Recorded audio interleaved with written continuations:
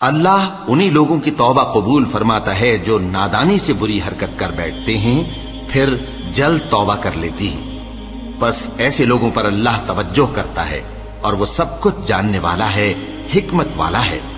اور ایسے لوگوں کی توبہ قبول نہیں ہوتی جو ساری عمر برے کام کرتے رہیں، یہاں تک کہ جب ان میں سے کسی کی موت آ موجود ہو تو اس وقت کہنے لگے کہ اب میں توبہ کرتا ہوں۔ اور نہ ان کی توبہ قبول ہوتی ہے جو کفر کی حالت میں مریں۔ ایسے لوگوں کے لیے ہم نے دردناک عذاب تیار کر رکھا ہے۔ مومنو، تم کو جائز نہیں کہ زبردستی عورتوں کے وارث بن جاؤ، اور دیکھنا اس نیت سے کہ جو کچھ تم نے ان کو دیا ہے اس میں سے کچھ لے لو، انہیں گھروں میں مت روک رکھنا۔ ہاں، اگر وہ کھلے طور پر بدکاری کی مرتکب ہوں تو اور بات ہے، اور ان کے ساتھ اچھی طرح سے رہو سہو۔ پھر اگر وہ تم کو ناپسند ہوں تو عجب نہیں کہ تم کسی چیز کو ناپسند کرو اور اللہ اس میں بہت سی بھلائی پیدا کر دے۔ اور اگر تم ایک عورت کو چھوڑ کر دوسری عورت کرنی چاہو اور پہلی عورت کو ڈھیر سا مال دے چکے ہو تو اس میں سے کچھ مت لینا، بھلا تم بہتان لگا کر اور کھلا گناہ کر کے اپنا مال اس سے واپس لوگے؟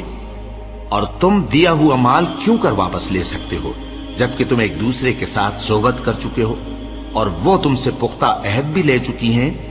اور جن عورتوں سے تمہارے باپ دادا نے نکاح کیا ہو ان سے نکاح نہ کرنا مگر جاہلیت میں جو ہو چکا سو ہو چکا۔ یہ نہایت بے حیائی اور اللہ کی ناخوشی کی بات تھی اور بہت برا دستور تھا۔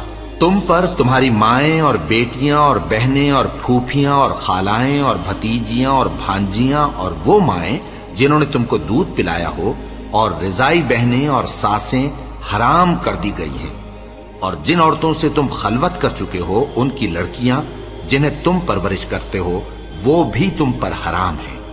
ہاں، اگر ان کے ساتھ تم نے خلوت نہ کی ہو تو ان کی لڑکیوں کے ساتھ نکاح کر لینے میں تم پر کچھ گناہ نہیں۔ اور تمہارے صلبی بیٹوں کی عورتیں بھی اور دو بہنوں کا اکٹھا کرنا بھی حرام ہے، مگر جو ہو چکا سو ہو چکا۔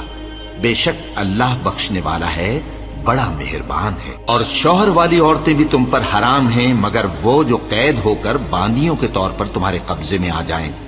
یہ حکم اللہ نے تم کو لکھ دیا ہے، اور ان محرمات کے سوا دوسری عورتیں تم کو حلال ہیں، اس طرح سے کہ مال خرچ کر کے ان سے نکاح کر لو، بشرطے کہ نکاح سے مقصود عفت قائم رکھنا ہو نہ کہ شہوت پرستی۔